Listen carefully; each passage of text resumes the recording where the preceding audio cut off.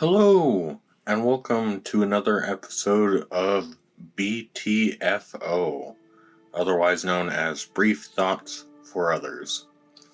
Today, we'll be talking about the 2023 movie Renfield, starring Nick Cage as Count Dracula. I wanted to talk about this movie because, we're getting close to the big Halloween. It's Spooktober, and this is a movie that, oddly enough, it came out, I want to say, it was April last year, because it came out, I think, the week before the Mario movie. I don't know why, because I get that, like, you have investors and stuff, but it's like, guys, come on, you're making a movie about Dracula. Have it come out in in October, or at the very least September. Like, I don't know. I don't get the real push for, like, no, we have to get all our horror movies out earlier. Because some it doesn't matter, but with ones like this, it's like, come on, go October. So Renfield is a movie that I actually quite like. I don't know that I'd describe it as a guilty pleasure, because I actually think that it's fairly well done. And like, I really like a lot of the jokes in it. There are a few that, don't land.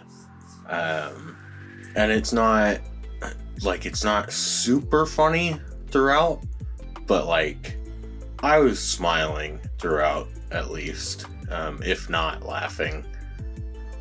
And I really like it. Nick Cage is great in it,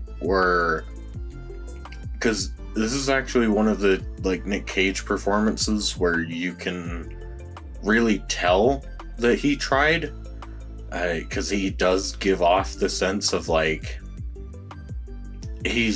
gives off the sense of being really old when he needs to. He's very scary when he needs to be.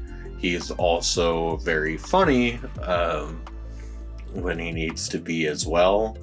And so he works really well through the film. And then I believe it's Nicholas Hoult who plays Renfield. He does a great job. He's a really good actor.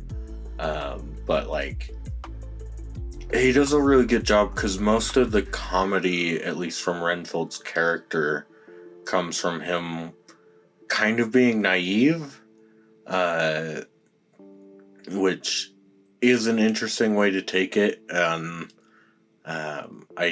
really like it because it builds in a lot of stuff. The one element that I would say kind of brings the film down is Awkwafina. And even in that, it's like, it's not... I believe that you could have gotten a better person to play the role that she plays. However, I also believe that you could have gotten far worse people for that role. And that, like, she could have delivered a far worse performance for this role.